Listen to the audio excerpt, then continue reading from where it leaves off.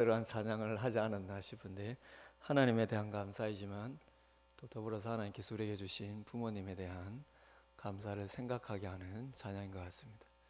여러분, 혹 육신의 부모님이 아직 살아계신 분이 있다면 남은 날 부모님을 공경하시는 여러분 되시길 바라고, 혹 이제 육신의 부모님 이제 다 떠나고 이제 내가 자녀들에게 부모로서 공경을 받아야 될 그런 또 나이에 계신 분들은 우리 자녀들이 부모님을 잘 공경할 수 있도록 여러분 또 잘 가르치는 그런 날들이 되었으면 좋겠습니다.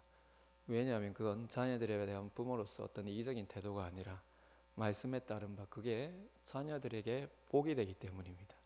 부모를 잘 공경할 때 하나님께서 그것을 나에 대한 공경으로 보시고 그 자녀들에게 갚으실 줄을 믿습니다. 여러분의 자녀들이 부모를 잘 공경함으로 복을 받는 가정이 되시기를 바랍니다. 오늘 우리 계속해서 주시는 또 민수기 말씀을 통해서 또 은혜와 도전이 여러분 모두에게 있으시기를 다시 한번 축복을 드리고, 또 이 말씀을 우리가 이어서 보고 있기 때문에 계속해서 살펴보도록 하겠습니다. 그럼 이제 앞서 기억이 나실 텐데, 앞서 우리는 모압 왕 발락과 메소포타미아 점사 발람의 이야기를 쭉 살펴보았었습니다. 40년 광야 생활을 끝낸 이스라엘 백성이 가나안에 입성하기 위해 요단강 동편으로 진입해야 하는데, 요단 동편은 원래 모압과 암몬의 거처였으나 당시 상당 부분 중요하고 좋은 땅이 아모리인들에 의해서 점령당하고 있었죠. 그래서 이스라엘이 아모리 두 왕을 죽이고 이 땅을 차지하게 되자 이스라엘을 새로운 위협으로 느낀 모압 왕 발락이 당시 용한 점수사였던 발락을 초청하여서 이스라엘을 저주케 하려 했었습니다. 하지만 하나님께서 발람으로 하여금 오히려 이스라엘을 축복하고 이스라엘의 앞날을 예언케 하시는데, 메시아의 성육신을 알려줄 야곱의 한별에 대해서까지 예언하였던 것을 우리가 지난주까지 이렇게 살펴봤습니다. 그럼 이것은 가나안 입성 직전에 요단 동편 모압 평지에서 있었던 일이었습니다. 하지만 이 상황을 이스라엘 백성들은 전혀 몰랐었습니다. 그들은 평안 중에 거하며 하나님께서 약속하신 땅에 들어갈 준비만을 하고 있었을 뿐이었습니다. 그들이 알지 못하는 사이에 이처럼 그들을 무너뜨리려는 거대한 음모가 있었고, 또한 이를 아무도 모르게 하나님께서 다 막아주신 일이 있었던 거였었죠. 그럼 조금만 깊이 묵상해 보면 우리에게 일어나는 일 역시 마찬가지이지 않겠습니까? 우리가 때로는 우리에게 일어나는 어려운 일에 대해 하나님께서 도우지 아니하시는 것처럼 느낌에 불평할 때도 있지만, 어쩌면 하나님께서 내가 알지 못하는 사이에 나에게 일어날 수 있는 더 큰 불행을 그분이 막아주시고 계시는 줄도 모릅니다. 마치 이스라엘이 인지하지 못하는 상황에서 발락의 음모를 막아주셨던 것처럼요. 그럼 그런 하나님의 은혜, 내가 모르는 부분까지 나의 영혼을 지켜주시는 그 은혜에 감사할 수 있는 여러분들이 되시길 주님의 이름으로 축복을 드립니다. 그런데요, 그럼 이처럼 이스라엘을 향한 그분의 섬세한 보호하심에도 불구하고 하나님께서도 어쩔 수 없는 이 백성의 추락이 있었는데, 그것은 곧 이들의 내적인 타락입니다. 즉 외부적인 침입과 위협에 대해서는 보이지 않는 곳에서도 하나님께서 다 막아주셨지만 이스라엘의 내부적인 부패까지 그분이 막아주시지는 않으십니다. 아니, 그것은 막아주실 수 있는 게 아니에요. 오히려 그들의 참된 신앙을 하나님께서도 헤아려 보시기 위해 그들이 받을 유혹을 허용하심으로 그들을 오히려 시험해 보려 하셨을 것입니다. 그것이 바로 오늘 본문의 바알부올 사건입니다. 오늘 본문 1절을 보시면요, 이스라엘이 시딤에 머물 때에 이 사건이 일어났다고 그렇게 기록하고 있습니다. 여러분, 시딤이란 어느 곳이냐면 요단 서편 여리고성, 요단강 중심으로 조금 서쪽에 있는 여리고성 바로 마주 보이는 요단 동편에 위치해 있는 것입니다. 요단강을 중심으로 서편의 여리고성, 처음으로 이제 점령할 여리고성과 반대쪽에 있는 동편에 있는 곳이 여러분 시딤입니다. 그러니까 눈앞에 약속의 땅 가나안이 보이고 이제 곧 그곳에 들어가 하나님의 언약이 성취되어 하나님 주시는 복을 누릴 수 있는 역사적인 시점에 와 있다는 것이죠. 그런데 1절에서 이어 말하기를 그 백성, 즉 이스라엘 백성들이 모압 여자들과 음행하기를 시작하였다, 이렇게 말하고 있습니다. 여기서 음행이란 단순히 성적인 행위를 말하는 것이 아닙니다. 이 음행이라고 보니까 히브리어 단어는 한 나라, 한 민족이 영적인 간음을 하는 우상 숭배 행위를 표현할 때 쓰는 단어입니다. 그러니 단순한 몇몇의 성적인 방탕을 넘어서서요, 종교적인 우상 숭배 행위 속에서 일어나는 성적인 행위까지, 이게 자연스럽게 떠올리게 하는 단어라는 것이죠. 그래서 2절부터 이에 대한 설명이 이렇게 이어집니다. 그 여자들이 자기 신들에게 제사할 때에 이스라엘 백성을 청함에 백성이 먹고 그들의 신들에게 절함으로 이스라엘이 바알부올에게 가담한지라. 외모를 아름답게 치장한 모압의 여인들이, 이 모압의 여인들에게 이끌린 이스라엘 남성들이 그들에게 마음을 빼앗겨 영적인 분별력과 통제력까지 완전히 잃어버렸다는 것입니다. 약속의 땅 코앞에서요. 근데 이것이 누구의 작품이냐? 바로 하나님께서 이스라엘에 대한 저주를 축복으로 바꾸게 하신 발람의 작품이었습니다. 앞서도 말씀드렸던 것처럼 민수기 31장 16절에 보시면 모세가 이렇게 말합니다. 보라, 이들이 발람의 꾀를 따라, 이들이란 지금 모압과 또 모압이 힘이 약하니까요, 옆에 있는 미디안, 저번에도 말씀드렸지만 평소에는 원수지간이었는데 이 이스라엘의 세력이 커지니까 이 미디안과 연합하거든요. 이들이 발람의 꾀를 따라 이스라엘 자손을 부올의 사건에서 여호와 앞에 범죄하게 하여 여호와의 회중 가운데 연병이 일어나게 하였느니라. 그럼 발람이 여호와의 절대적인 간섭을 통해 이스라엘에게 은혜를 베푸시는 하나님의 역사를 경험하고도 하나님께서요, 나귀를 말을 하게 해서까지 이스라엘 향한 저주를 하지 않고 축복을 하라고, 그러면서 축복의 말까지, 그러면서 여러분은 3번이나 발람을 인도하여서 축복하게 하시고 그 끝에 메시아의 성육신에 대한 어떤 징조까지 예언케 하지 않았습니까? 근데 그 은혜를 경험하고도 돈의 눈에 어두워 결국은 이스라엘을 넘어지게 하는데 바로 이스라엘 백성을 자극하여 내적인 부패를 일으킨 것입니다. 얼마나 발람이 똑똑한지 몰라요. 하나님이 강제로 막아서니까요, 하나님의 명령대로, 그리고 그가 결국에는 성령의 충만까지 받아가지고 메시아에 대한 예언까지 하는데요. 그런데 이 은혜를 경험한 뒤에 그가 돈의 눈에 멀었을 때는요, 이스라엘 백성을 직접 저주할 수는 없으니까 이스라엘 백성 스스로 무너지게 하도록 꾀를 낸 겁니다. 얼마나 똑똑합니까? 내가 저주하지 못하니까요. 그러니까 내가 저주를 하지 못하니까 이 돈은 지금 날려버릴 판이니까요. 그러니까 내가 저주하지는 못하지만 그들 스스로 무너지게 만들어 꾀를 내어서. 그 꾀가 뭡니까? 이스라엘이 내부적으로 부패하게 만드는 것이. 그럼 3절을 보시면, 오늘 보면 3절을 보시면요, 3절에 보시면 뭐라고 말합니까? 이로써 이스라엘이 바알부올에게 가담하였다, 이렇게 말합니다. 이런 바알이란 그 단어의 뜻이 주인이라는 의미를 가진 우리가 잘 알고 있는 우상이죠. 그 당시에 고대 근동의 가장 보편적인 신이었습니다. 근데 그 주인이라는 뜻을 가지고 있어요. 그래서 바알부올이란 뭐냐면 부올이라는 지역의 바알이라는 수호신을 의미합니다. 부올이라는 지역에서 수호신, 주신으로 묶고 있는 바알. 그러니까 바알부올에 가담했다는 것은 부올의 주신인 그 바알에게 가서 함께 예배하고 함께 그 이방신을 숭배하는 때에 행하는 그런 음란 행위를 함께 했다라는 것. 그럼 부올은, 이 부올이라는 지역은 지리적으로 보면은요, 지금 이스라엘이 주둔하고 있는 여리고 맞은편, 바로 맞은편이 어디였습니까? 시딤이었죠, 그죠? 여리고 바로 맞은편에 이 시딤에서 남동쪽으로 대략 5km 정도밖에 떨어지지 않아 아주 가까운 것입니다. 부올이요. 그러면 생각해 보면은 이스라엘 백성 인구가 얼마입니까? 200~300만 명이거든요. 이 어마어마한 이스라엘 백성들의 주둔지에 인접해 있는 이 모압의 여인들을 이용해서 그 끝자락에 있는 이스라엘 남성들을 조금씩 유인하여서 유혹하지 않았겠습니까? 여러분, 이스라엘 지금 200~300만 명인데요, 쫙 이래 있으니까 저 끝자락에 일어나는 일들을 누가 알겠습니까? 그 지금 남동쪽 끝자락에 있는 그쪽에서 대략 5km밖에 안 떨어졌으니까 이 중심에 이스라엘 백성의 그 중심에 성막이 있는 데서 이 끝보다요 바알볼이 더 가까운 거예요. 부올이 더 가까운 지리에 있는 거예요. 그러니 여러분 그 끄트머리에서 조금씩 유혹을 하는데요. 그 유혹이 삽시간에 이스라엘에게 퍼져나가지 않았겠습니까?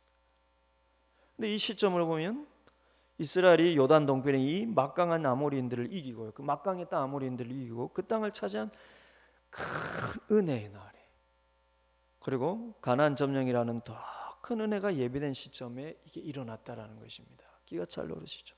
게다가 그들이 모르는 사이에는, 이스라엘 백성들이 모르는 사이에는 하나님께서 모압 왕 발락의 영적인 모략까지 다 막아주신 시점에 정작 이스라엘 백성들의 마음이 이처럼 내적인 탐욕으로 무너졌다라는 것입니다.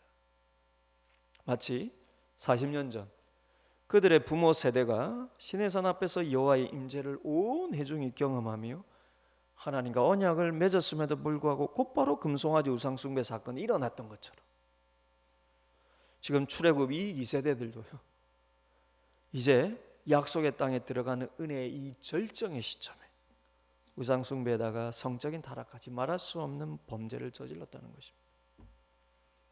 여러분, 그렇습니다. 외적인 시련과 위협보다 더 무서운 것은 내적인 타락과 은밀한 범죄입니다. 왜 그렇습니까? 외적인 어려움과 위기는 하나님께서 그분의 능력으로 얼마든지 막아주실 수 있으시지만 우리의 내적인 부패와 그로 인한 은밀한 범죄는 설사 아무에게 들통나지 않는다 하여도 은밀한 중에 다 보시는 하나님께서 우리를 위해 은밀히 역사하시려는 손길을 아주 무기력하게 막아버리는 것입니다. 하나님이 능력이 없어서 일을 못합니까? 전지전능한 하나님께서요. 그런데 그 전지전능한 하나님도 더 이상 능력을 행하지 못하게 만드는 게 그분의 백성의 부패라는 것입니다. 지금까지의 이야기들을 들어보십시오. 지금까지 이야기를 한번 다시 돌아보십시오. 하나님이 이스라엘이 보는 데서 막강 아모리 두 왕국을 쳐 부숴주신과 동시에 이스라엘이 보지 않는 데서도 발람의 막강한 영적인 저주를 축복으로 바꿔주셨습니다. 한마디로 그분의 백성이 지켜보는 것과 지켜보지 못하는 것 모두에서 그분은 그들을 위해 능력의 능력으로 역사해 주셨습니다. 그리고 이제 약속의 땅으로 들어가 그분의 언약을 이루도록 능력의 팔을 또 펴실 준비를 하고 계십니다. 그런데 이렇게 그분의 백성을 위해 능력 베푸시기를 기뻐하시는 전능한 그분의 마음과 손을 단칼에 막아버리는 게 무엇이라는 것입니까? 막강한 민족의 군사력도 아니요, 막강한 우상의 능력도 아닌 단 하나, 그분의 백성의 내적인 부패라는 것입니다. 전지전능하신 하나님의 능력의 팔을 꺾을 수 있는 것은 이거밖에 없습니다. 그래서 여러분, 사단이 하다 안 될 때 마지막 수단이 뭡니까? 우리의 내적인 부패를 일으키는 것입니다. 우리 스스로 무너지게 만드는. 그럼 하나님께서 말씀으로 온 세상을 만드실 때 그 세상을 아담과 하와에게 다 주시며 또 그들에게 영적인 능력과 모든 육적인 은사와 능력을 다 주셔서 그들로 하여금 그 세상에서 생육하고 번성하며 더 아름다운 천국을 만들 수 있게 모든 것을 다 하셨지만 그분이 처음 만드신 세상을 이제는 버리실 만큼 더는 능력을 못 베푸시게 만든 것이 있었죠. 그게 무엇이었습니까? 아담과 하와의 내적인 타락과 그로 인한 범죄였습니다. 하나님 더 이상 역사하실 수가 없습니다. 지금 이스라엘 백성들이 딱 그 짝이라는 것입니다. 하나님께서 이스라엘을 택하시고 구원하셔서 약속의 땅에서 마치 새 에덴의 표징과도 같은 하나님의 나라를 만드시기 위해 지금까지 이스라엘이 보는 곳과 보지 못하는 곳에서 놀랍도록 역사해 오셨는지 정작 그 땅에 들어가기 직전에 그분을 무기력하게 만든 건 다름 아닌 택하신 그 백성의 내적인 타락이었다는 것입니다. 그러니 인간적으로 말하자면 하나님께서 지금 얼마나 실망하고 힘이 빠지셨겠습니까? 우리에게도 마찬가지입니다. 신자의 진짜 실패가 무엇입니까? 신자로서 우리의 진짜 실패가 무엇입니까? 고난도, 시련도, 고통도, 인간적인 실패도 아닙니다. 그게 진짜 우리의 실패가 아니에요. 그것은 얼마든지 하나님께서 하나님의 때에 역사하시며 능력으로 바꾸실 수 있는 것들입니다. 그러면 성경의 믿음의 사람들을 보십시오. 고난과 실패가 그들을 무너뜨리지도, 그들을 향한 하나님의 역사를 막지도 못했습니다. 그들은 오히려 고통 속에서 하나님만을 더욱 바라보았고요. 그것을 기뻐하시는 하나님께서는 그들을 얼마든지 일으켜 세우며 그들을 통해 세상에 그분의 살아계심을 보여주셨습니다. 사단은 여러분, 참된 신자는 아무리 시련을 줘도 이기지를 못해요. 그러나 진짜 신자의 실패란 무엇입니까? 우리 마음에서 일어나는 내적인 부패라는 것입니다. 이것은 하나님께서 우리를 위해 예배하시는 모든 역사와 그분의 능력을 한숨에 무기력하게 만들어버리고 멈춰버리게 만듭니다. 왜입니까? 그것은 우리가 실은 내적으로는 하나님을 바라보며 의지하고 있지 않았음을 증명하기 때문입니다. 겉으로는 참 신앙이 좋은 것처럼 살아왔지만 우리의 내적인 부패와 그것이 은밀하게 드러나는 것은 실은 그동안 우리가 마음으로 하나님을 제대로 의지하지 않고 있었다는 걸 증명해 주기 때문입니다. 하나님께서 우리에게 무엇을 보고 싶어 하십니까? 겉으로 하나님을 높이고 찬양하는 게 아닙니다. 그게 쓸모없는 건 아니죠. 그게 당연히 결과로 열매로 드러나는 것이죠. 그러나 그게 다가 아닙니다. 그분이 진짜 보시고 싶은 것인 것은, 우리에게 보고 싶은 것은 우리의 마음이 그분을 진심으로 의지하며 따르는 것입니다. 그러니 우리의 마음이 부패하고 그것이 삶으로 드러날 때 사람들에게는 들키지 않았다 할지라도 하나님은 거기서 우리를 실망하십니다. 우리를 위해 예배해 놓으신 역사를 멈춰버리시는 것입니다. 오늘 본문의 이야기에서 실제로도요, 이로 인해 하나님께서 아주 크게 진노하십니다. 그 실망감이 그 결과를 보면 드러나요. 하나님이 진노한 결과에 대해서 지금부터 한번 잘 들어보십시오. 하나님이 얼마나 실망하셨는지 드러나는 것입니다. 4절에 의하면, 이 4절에 의하면 백성의 수령들, 곧 이스라엘의 리더들이죠, 그들을 목매해 달라고 명령하실 정도로 하나님이 이스라엘 백성에게 실망하시며 지금 분노하고 계십니다. 하나님께서 이미 모세에게 어떤 죄든 용서하시리라 그렇게 약속하지 않았습니까? 그러니 하나님 마음은 아마 이 백성들이 지금 다 그냥 없애고 싶었을 거예요.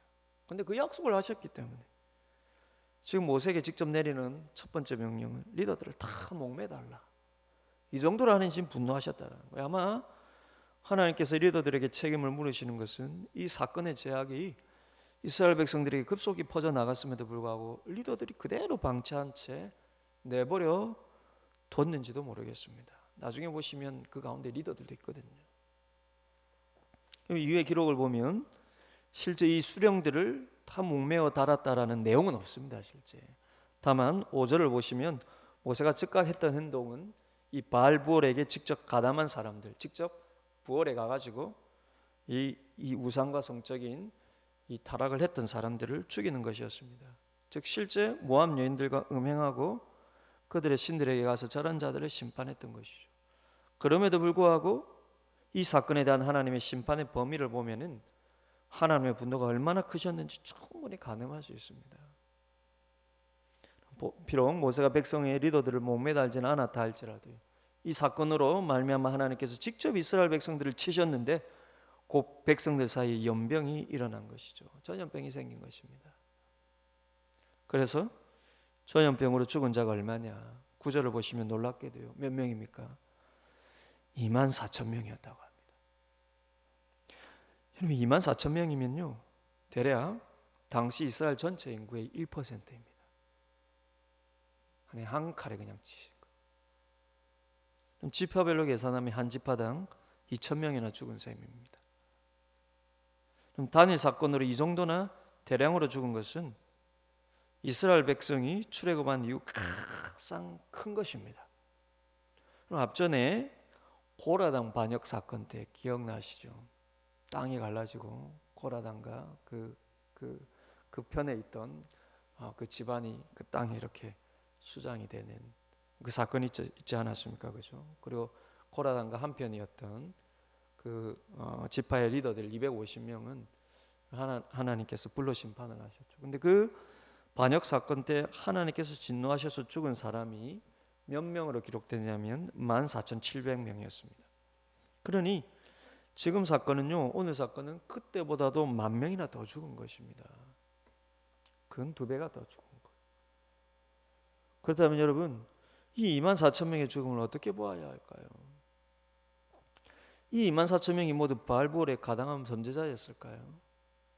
성경에 직접 표현되어 있지는 않지만 제가 짐작하기에 꼭 그렇지만 않은 것 같습니다. 왜냐하면 직접 범죄한 자들은 방금 전 5절을 살펴본 대로 모세가 이스라엘의 재판관들을 통해 이미 색출하여 심판하였기 때문입니다. 근데 어찌하여 하나님께서 연병을 통해 이스라엘의 불특정 다수를 심판하셨을까요? 요즘 이스라엘 백성들 분위기 얼마나 참담하겠습니까? 지금도 전염병이죠. 지금 코로나19로 우리나라에는 사망자가 200명대이긴 하지만 지금 미국 같은 경우에는 2만 명이 넘지 않았습니까? 제가 정확한 수치는 지금 잘 모르겠는데요. 그 뉴욕주만 하더라도 지금 한 달 사이에 죽은 인구가 수천 명인데요. 그 도시 전체 분위기가 얼마나 살벌하겠습니까? 얼마나 침통하겠습니까? 이스라엘 백성들이 지금 한 지역에 이렇게 지금 다 모여서 300만 명이 있는데 거기서 24,000명이 여러분 전염병으로 죽었다고 해보십시오. 분위기가 지금 얼마나 가라앉았겠습니까? 발발 떨지 않았겠습니까? 지금 하나님이 그만큼 화가 나셨다는 분노의 표시를 지금 하고 계시는 것입니다. 하나님의 심판은 지금 전염병이 그렇다고 지금 미국에 그 죽은 사람들이 하나님의 심판이 우리 함부로 이렇게 말해서는 안 되죠. 또 그렇게 볼 이유도 없고. 그런데 이때 지금 전염병의 심판은 명백히 하나님의 심판인데 이 하나님의 분노의 결과요 표현이라는 것입니다. 근데 우리가 보아야 할 중요한 대목은 하나님께서 왜 분노하셨고 무엇을 분노하셨느냐. 그래서 바알볼에 직접 가담한 범죄자뿐만 아니라 왜 불특정 다수의 이 이스라엘 백성들이 지금 함께 심판을 당하느냐. 분명한 것은 하나님은 단지 화가 나서 욱하시는 분은 아니십니다. 바알볼에 가담한 자들을 심판하는 것만으로는 성이 안 차서 그 옆에 사람들까지 화를 버럭 내시는 분은 아니라는 것이죠. 그렇다면 왜 이스라엘 모두에게 분노하셨을까요? 바로 하나님의 백성이라는 영적인 공동체의 성결 때문입니다. 이 공동체가 하나님을 향한 성결을 잃어버리고 무너져 내리는 것이 너무나 명백하게 진행이 되고 있는데 그것을 지켜보며 아무것도 하지 않는 것 역시 하나님 보시기엔 죄라는 것입니다. 왜냐하면 여러분 이 이스라엘의 공동체란 단순히 개인들이 모인 집합 단체가 아니라 그럼 영적으로 가족과도 같은 하나의 유기적인 공동체이기 때문에 죄로 인해 그 공동체가 오염이 되고 있는데 나는 그 죄를 짓지 않고 이렇게 있으니까 괜찮다고 불구경하듯이 가만히 있는 것은 하나님의 신선에서 보면 실은 모두 함께 그 죄에 동참하고 있다는 것입니다. 그럼 1절을 보십시오. 이방 여인들에게 마음이 빠져서요 그들과 음행하기를 시작했다고 합니다. 그리고 2절을 보십시오. 이어 2절을 보시면 그것이 얼마나 오랫동안 서서히 진행하고 있었는지 알 수 있는데 음행을 하는 정도를 넘어서 아예 그들의 신전 제사에 참여하여 그 신들에게 절하기까지. 즉 이것은요 몇몇에 의해 은밀히 행하여진 정도의 죄가 아니라 모두 다 인식하고 다 지켜볼 정도로 상당한 시간에 걸쳐 점점 이스라엘 백성들에게 파고 들어갔던 죄라는 것입니다. 그만큼 이스라엘 백성들이 이 범죄를 보는 시각이 무뎌져 있었다는 것입니다. 저는 발람이 너무 똑똑하다고 봐요. 스스로 몇 명을 부패시키면 스스로 그 부패가 그 안에서 전염이 된다는 것입니다.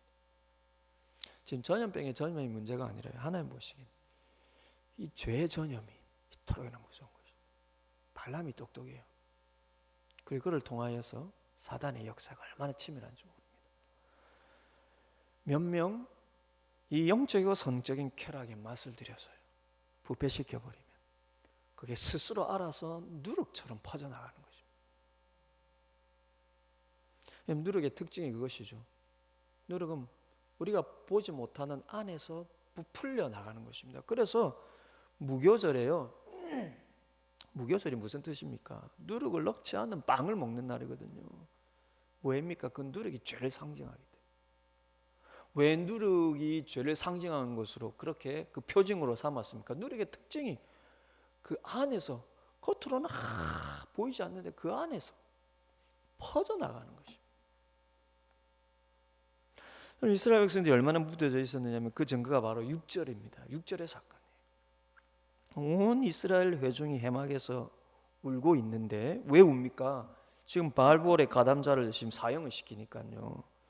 그런데 그리고 백성의 수령들을 죽이라는 명령이 떨어졌으니까 얼마나 지금 이스라엘 백성들이 정신이 바짝 들었겠습니까? 그런데 그런 험악한 와중에 이스라엘의 한 사람이 모세와 온 회중의 눈앞에 미디안 한 여인을 데리고 그의 형제에게로 왔다는 것입니다.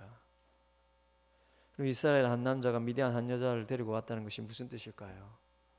그럼 8절에 의하면 이 여인을 데리고 자기의 막사로 들어갔다고 하거든요. 그럼 학자들의 가장 큰 견해는요. 결혼을 위해 남자가 여자의 집안으로 가서 그 여인을 아내로 맞이하여 데리고 온 것이라고 봅니다. 말하자면 이제 신혼집으로 들어간 거예요. 이스라엘이 바알볼 사건으로 온통 울고 있는 그 상황에서요. 이 미디안 여자의 집안에 가가지고 그 신전 제사에 참여하면서요. 거기서 결혼해서 신부를 데려오니까 이 사람 지금 무슨 일이 일어나고 있는지 몰랐을 수도 있습니다. 근데 그 사이에 여러분 바알볼로 인해서 하나님의 심판이 일어나니까요. 그런 와중에도 지금 그런 사람들이 지금 들어오고 있다라는 거예요. 게다가 이들이 누구인지에 대해서 자세히 밝혀주는데 14절 중간을 보시면 이들이 누구인지가 충격적입니다. 14절 중간을 보시면 그 남자 이름이 누구라고 합니까? 그 이름이 시므리이고 그는 시므온 지파의 누구? 한 지도자였다라는 거예요. 그리고 이어 15절 보시면요. 그 미디안 여자 이름은 고스비요. 그녀는 미디안 지파의 한 수령의 딸이었다는 것입니다. 근데 지금 이 두 민족의 지도자들이 일종의 정략 결혼을 하고 있어요. 백성의 지도자들이. 이게 일반 백성들에게 미친 영향을 얼마나 컸겠습니까? 그만큼 이스라엘의 영적인 정결을 잃은 공동체가 되어버렸다라는 거예요. 지도자들마다 이러고 있다라는 거예요. 우상숭배의 성적인 여러분 유혹에 이렇게 잠시 빠진 정도가 아니라 아예 그냥 마음이 푹 빠져서 안으로 내려올 정도로.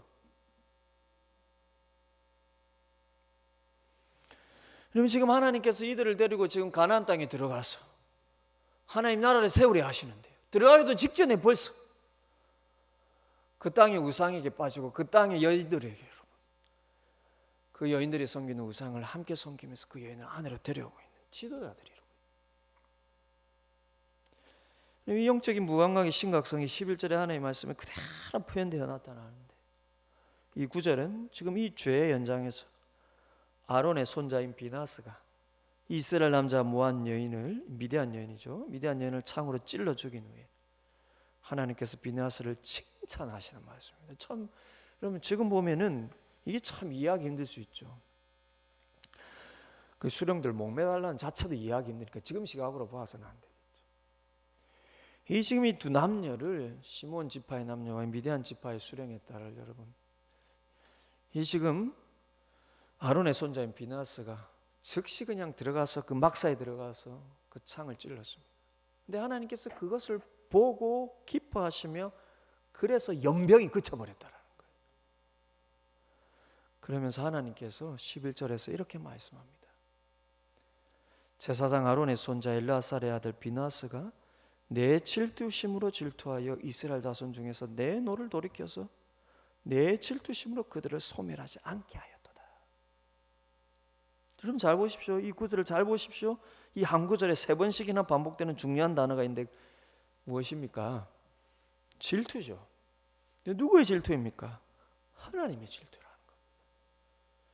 지금 하나님께서 지금 우리가 지금 쓰고 있는 뉘앙스 그 질투가 아니라요, 이스라엘 백성들의 영적인 타락에 하나님께서 분노가 일어났다는 것입니다. 그럼 비나스가요, 내 질투심으로 그가 대신 질투하였어. 곧 비나스가 하나님의 영적인 질투심을 이해하고 그 질투심으로 이 남녀를 심판함으로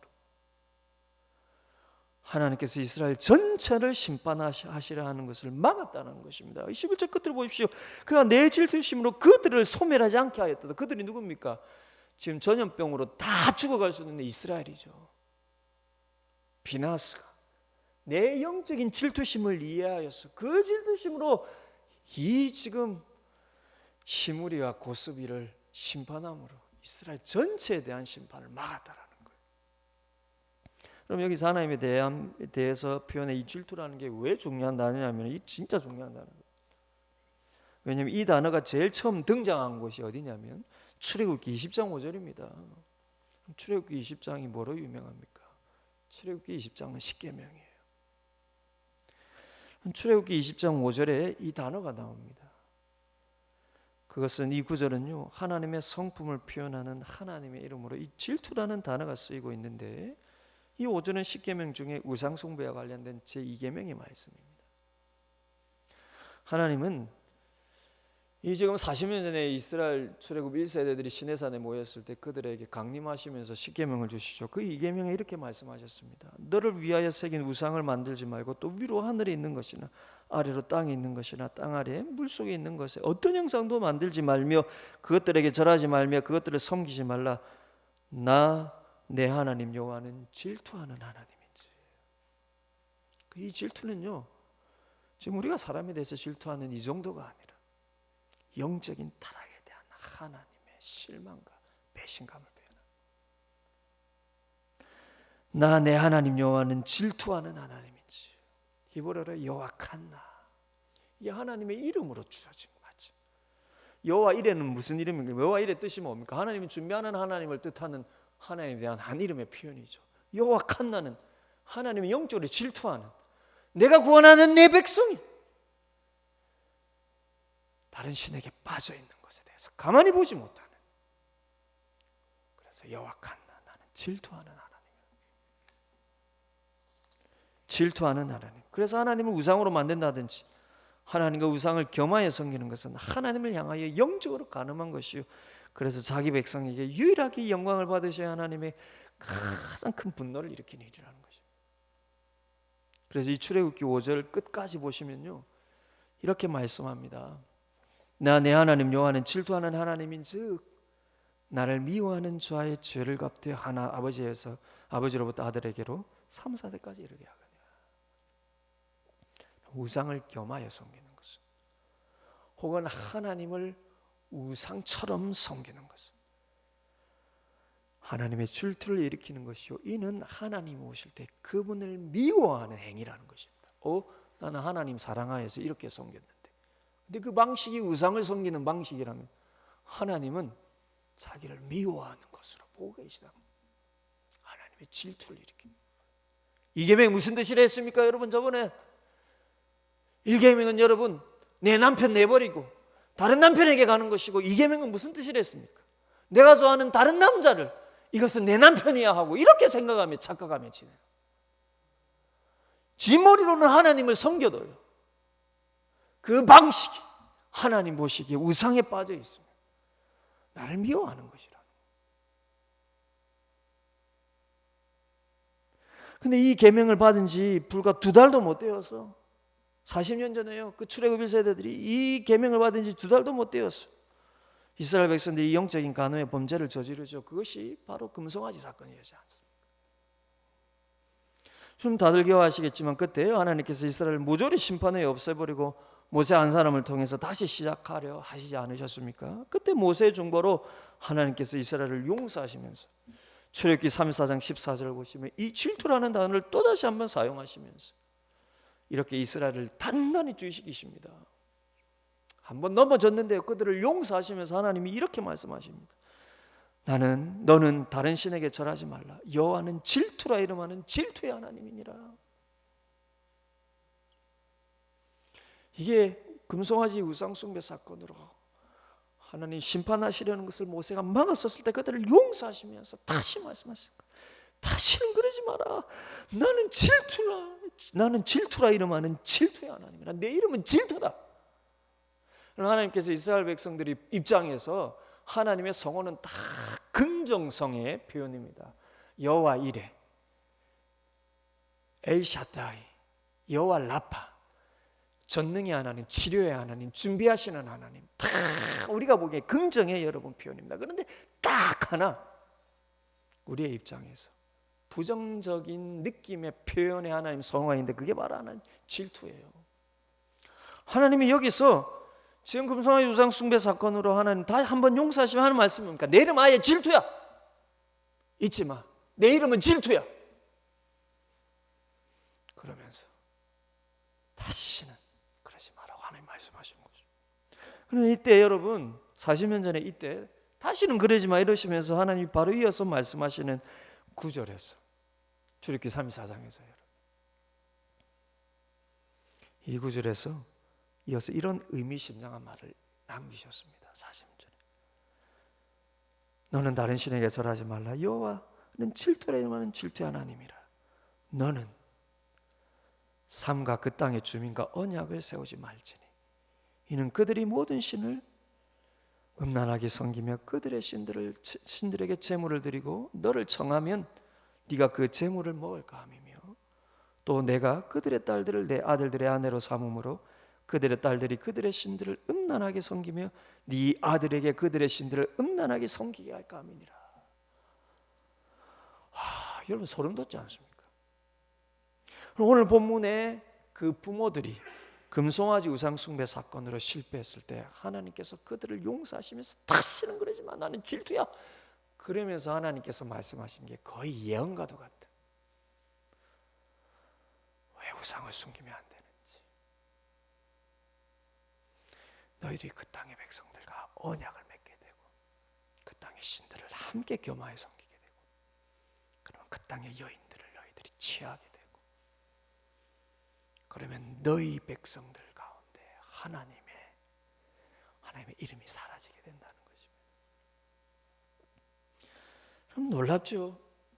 하나님 외에 다른 신에게 마음을 빼앗기면 반드시 그 신을 섬기는 사람들과 연합하게 되고 반드시 성적인 타락으로 연결이 된다는 것입니다. 놀랍게도 이 경고를 주셨던 40년 전에 금송아지 우상 숭배 사건 때도요. 단순히 금송아지를 만들고 하나님이라고 숭배한 것만이 아니라 그들이 애굽에서 보았던 대로 그 우상 앞에서 성적인 타락 행위까지 일삼았던 것입니다. 여러분 기억나시죠? 그들이 금송아지 앞에서 춤추고 뛰놀았더라라고 하는 그 히브리어 표현이에요. 이게 우상 숭배하는 이방 사람들이 우상 숭배할 때 그 숭배할 때 쓰는 단어들이에요. 그 신들 앞에 뛰어놀았다라는 것은 여러분 그 앞에서 성적인 행위까지 이들이 그 부모 세대들이 실패했던 모습 그대로. 그런데 이때 모세의 중보로 하나님께서 이들을 용서하시면서 말씀하신 이 하나님의 염려가 그 내용 그대로 이루어진 것이 그로부터 40년이 지나서 일어나 바로 이 바알부엘 사건이라는 것입니다. 그 염려 그대로 부올의 딸들이 이스라엘의 아들들을 성적으로 유혹하면서 그들의 바알 제사에 청하고요. 남자들이 얼마나 약한지 모릅니다. 이번에 얘기지만요. 그러면 40대에 부록이라 하지 않습니까? 부록 뜻이 뭡니까? 유혹에 넘어가지 않는 것이죠. 아마 과거 우리 조상들은 그때 평균 수명이 40대라 그러더라고요.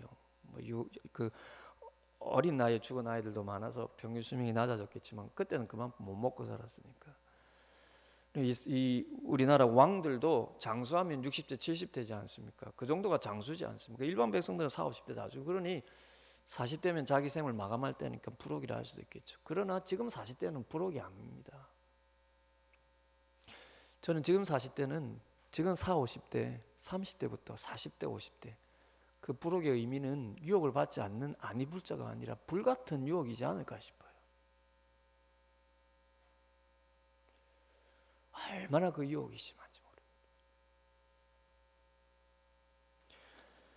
지금 이스라엘 백성들이 여러분 이 지금 미디안과 모압의 딸들이 얼마나 아름답게 치장을 겉으로 하면서 이스라엘의 젊은 남자들을 유혹했겠습니까? 근데 그 성적인 유혹에 한번 빠지니까요, 그 다음부터는 일사천리라는 것입니다. 그들에게 신들에게 가서 자연스럽게 가서 그것에 제사를 하고 그 제사한 음식을, 그 우상에게 제사한 음식을 그대로 먹고, 이게 여러분 자연스럽게 그냥 뒤따라가는 것입니다. 한번 마음을 빼앗겨 버리니까요. 이게 이스라엘의 안쪽 끝에서 은밀히 시작되가 점점 많은 사람들에게 퍼져나갔다는 것입니다. 지도자들까지. 그래서 하나님께서 40년 만에 이 질투라는 단어를 다시 꺼내서 쓰시는 것입니다. 비나스가 내 질투심으로 내 대신에 질투하였어. 이스라엘 자손 중에서 내 노를 돌이켰기 때문에 내 질투심으로 그들을 다 소멸하는 것을 그가 그나마 막았다라는 것입니다. 그래서 그나마 24,000명에서 멈췄다라는 거예요. 그러니 이 사건이 얼마나 큰 사건입니까? 그것도 광야 심판 40년을 끝내고 약속의 땅으로 들어가는 거룩한 행렬 바로 직전에 하나님께서 가장 크게 금하신 이방 신들에게 또다시 몸과 마음을 빼앗겼어요. 이 얼마나 하나님의 마음을 좌절시킬 만한 것입니까? 그러니 사랑하는 여러분, 우리에게 가장 무서운 것은 외적인 고난도 실패도 고통도 아니요, 죄의 유혹 앞에 조금도 저항하지 못한 채 무너지는 우리의 내적인 부패라는 것입니다. 그러므로 우리가 하나님 앞에서 진정으로 부르짖어야 할 중심이 무엇이겠습니까? 우리가 원하는 것을 얻기 위한 기적과 하나님의 능력이 아닙니다. 그것은 어떤 면에서 우리가 부르짖지 않아도요, 하나님께서 예배하고 계시고 우리에게 베푸고 하나님 스스로가 너무나 베풀고 싶어 하십니다. 다만 그분이 우리에게 간절히 바라는 것은 우리의 내적인 성결이라는 것입니다. 그것은 하나님께서 이제는 역사하시려고 보따리를 풀려는 순간에도 그것을 던져버리게 만드는 버리는 것입니다. 알았어. 이게 우리가 하나님 앞에서 스스로를 돌아보면 간절히 부르짖어야 할 핵심이요 중심이라는 것입니다. 그러니 여러분도 신앙의 연륜이 깊어지면 깊어질수록, 신앙의 세월이 길어지면 길어질수록 무엇보다도 기적을 많이 체험하는 신앙 중요하겠죠. 그러나 그게 여러분 하나님이 여러분들을 보는 판단의 기준이 아닙니다. 하나님 우리를 보는 판단의 기준은 내적인 성결입니다. 내적인 성결입니다. 신앙의 세월이 길어지면 길어질수록 하나님 앞에서 조금씩 더 성결한 자로 세워지시기를 바랍니다. 잠깐의 그 유혹 앞에서요.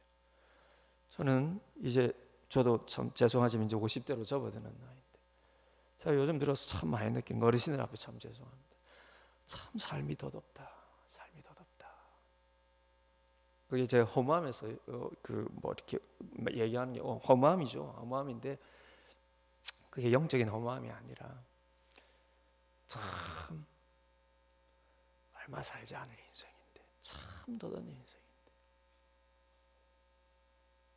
우리가 하나님 앞에서 이 덧없는 인생, 남은 삶은 하나님 보시기에 어떤 자로 세워져야 하겠습니까? 내가 원하는 큰 기적을 많이 체험하는 것이 아니라 그건 하나님께서 알아서 역사하시겠죠. 하나님 말씀 앞에서 조금씩 불완전할지라도 조금씩 더 성결한 자로 세워지시 그런 여러분들이 되시기를 바랍니다. 그럼에도 불구하고 마지막으로 한 말씀 더 드립니다. 그럼에도 불구하고 우리의 모습을 들여다보면 사실 내적인 유혹 앞에서 무력할 때가 우리에게 종종 있는 게 사실입니다. 감사하게도요, 이 바알보을 사건도 심판에서 끝나는 게 아니라 다시 한번 하나님의 용서와 은혜로 마무리가 된다는 사실입니다. 얼마나 우리에게 희망의 메시지인지 몰라요. 저는 이 민수기 25장을 묵상하면서 사실 제일 먼저 든 의문이 무엇이었냐면 이것이었는데, 이 민수기 25장을 딱 묵상하면서 제일 먼저 든 의문은 어떻게 이 엄청난 사건이 이렇게 짧게 기록되었을까? 이 바알보을 사건으로 심판받아 죽은 수가 아까도 말씀드렸듯이 대략, 여러분 고라당의 반역 사건과 비교해 보면 10,000명이나 더 많지 않습니까? 근데 그 코라당 반역 사건만 봐도요, 민수기 16장에 기록되어 있는데 그 절수가 50절입니다. 그 3배의 분량의 기록이에요. 그 심판받아 죽은 인원은 오늘 발볼 사건보다 10,000명이나 적은데요. 뿐만 아니라 여러분, 코라당 반역 사건은 그로 인해서 아론의 지팡이에 싹이 나게 해서 그의 권위를 세워진 이어지는 사건이 다음 17장에 기록되어 있습니다. 꽤 길어요.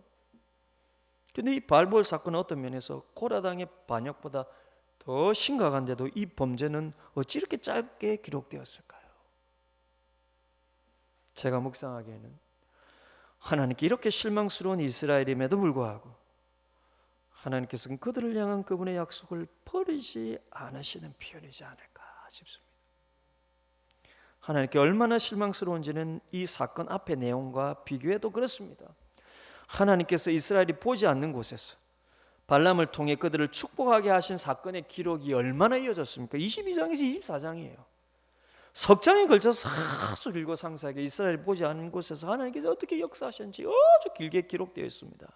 그러나 바로 그 직후에 영적으로 무너진 이스라엘에 대한 하나님의 실망스러움 얼마나 그러니 더 크겠습니까? 그럼에도 불구하고 이 엄청난 사건에 대한 짧은 기록은요, 하나님은 질투의 하나님이지만 택한 그분의 백성을 향한 긍휼을 그분 스스로가 포기치 않으시고 그들을 향한 그분의 약속을 그분 스스로 파기하시도 버리지도 않으신다는 것에 대한 표현이지 않겠습니까? 그래서 이 사건 다음으로 26장부터 새로운 출발이 시작됩니다. 1절에서 시작을 어떻게 합니까? 이 26장 1절을 보면 어떻게 시작합니까? 연병 후에, 이 사건 바로 직후에 하나님께서 출애굽 세대들에 대한 새로운 인구조사를 명령이 내려집니다. 그래서 전쟁에 나갈 만한 20세 이상의 남자를 다시 계수합니다. 곧 가나안 입성을 준비하시는 것이죠. 하나님 스스로 그 분노를 툴툴 털고요, 그래 들어가자 지미러고 계시는 것입니다. 그들의 부모들처럼 그들도 영적으로 엄청나게 무너졌음에도 불구하고 실은 더 크게 무너진 것이죠. 그럼에도 불구하고 하나님께서 그분의 약속을 지키시기 위해서 이들을 통해 새로운 시대를 여시는 것입니다. 이들이 또 실패했네.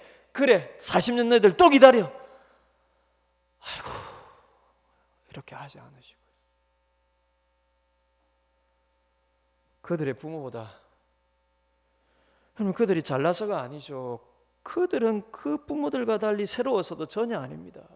그들의 부모와 다를 바가 없습니다. 내가 40년을 기다린데 너희가 똑같아. 또 40년 기다려. 이러지 않으십니다. 오직 하나님 그분의 자비와 긍휼, 그분의 신실하심으로 전혀 자격 없는 이 이스라엘 2세대들을 이끌고 하나님께서 새로운 시대를 여시는 것입니다. 그럼 돌이켜보면 우리의 삶도, 우리의 가정도, 우리 교회도 모든 것이 하나님의 은혜요, 그분이 우리를 용서하신 자비와 사랑에 의해서 여기까지 온 것이 아니겠습니까? 뭐가 우리가 잘나서 그랬겠습니까? 우리가 이만큼 이룰 수 있는 자격이 있어서가 아니라 하나님의 자비와 긍휼 때문에 여기까지, 우리 개인도, 우리 가정도, 우리 교회도 여기까지 오지 않았겠습니까? 제 자신의 삶을 돌아보아도 마찬가지입니다. 이렇게 예수 믿은 지 오래되었음에도 불구하고, 그리고 목사임에도 불구하고 돌아보면 여전히 연약하고 하나님 앞에서 부끄러운 제 자신을 돌아보면 내가 이런 은혜와 사랑을 받을 자격이 있나, 때로는 성도들 앞에서 이 성결을 말할 자격이 있나, 전들 뭐가 완전하겠습니까? 그러나 하나님의 말씀이 우리에게 증거해 주시는 것은 내가 하나님의 사랑을 받을 자격이 있어서도, 그리고 앞으로 그럴 자격이나 혹은 하나님의 기대를 채워드릴 능력이 있어서도 아니며 오직 그분의 신실하신 사랑과 자격 없는 자를 향한 그분의 절대적이고 한결같은 은혜 덕분인 줄 압니다. 그것이 성경이 말하는 주구장창 한결같이 말하는 하나님의 자비를 뜻하는 헤세드이지 않습니까? 끊임없는 사랑, 변함없는 사랑, 한결같은 사랑, 그것이 신약에서 말하는 아가페의 뜻이지 않습니까? 사랑하는 여러분, 우리가 살면 살수록 우리의 모습은 하나님의 사랑을 받을 자격이 없지만 오직 주님의 십자가 은혜가 끊임없이 우리를 하나님 앞에 서게 만드신 그분의 이 십자가 능력을 늘 경험하면서 그렇게 그 주님의 은혜와 사랑으로 다시 한번 우리가 더욱 주를 위해 성결하기를 소망하면서 성령의 임재와 충만을 구하시고 얻으시는 여러분들의 삶이 다 되시기를 주님의 이름으로 축원을 드립니다. 우리 시간 말씀을 생각하면서 한번 기도하기를 원합니다. 주님, 하나님의 능력은 한이 없으신데 그 능력을 무기력하게 만드는 단 하나, 하나님 백성의 내적인 부패라고 말씀하셨는데, 주여, 우리야 하나님 앞에서 은밀하게 우리의 마음이 타락하고 은밀하게 우리가 범죄를 하면서도 마치 사람들에게 들통나지 않아서 아무 일이 없는 것처럼 하나님 앞에서는 우리의 모습을 용서하여 주시고, 우리가 완전하지는 못할지라도 그 연약함과 끊임없이 맞서며 성령의 도우심을 구하며 끊임없이 그것을 하나님 앞에 고백하며 성결하기를 하나님 앞에 간청하는 그런 주의 백성들이 되게 하여 주옵소서. 오늘 말씀 생각하면서 같이 한번 기도하시겠습니다. 은혜로우신